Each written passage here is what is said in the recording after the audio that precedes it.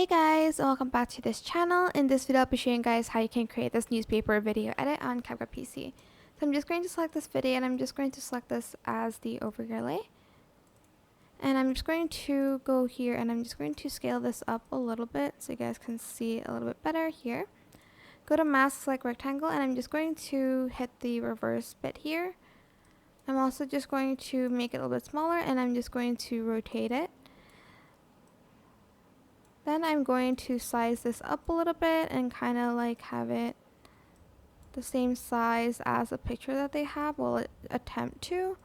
It's a little bit slanted here. So I'm just going to do that. Like so. Then you're going to select the image and I'm going to select basic and I'm going to scale it down. And I'm also going to rotate that so that it's proportionate. Then go to adjustments and I'm just going to adjust the saturation down a little bit so it looks like it's printed on here, and I'm also going to turn down the contrast as well. And that's it. I hope this tutorial was helpful for you guys. Don't forget to like, comment, share. Also subscribe to this channel if you haven't done that already. If you have any more questions, just leave it in the comment section down below.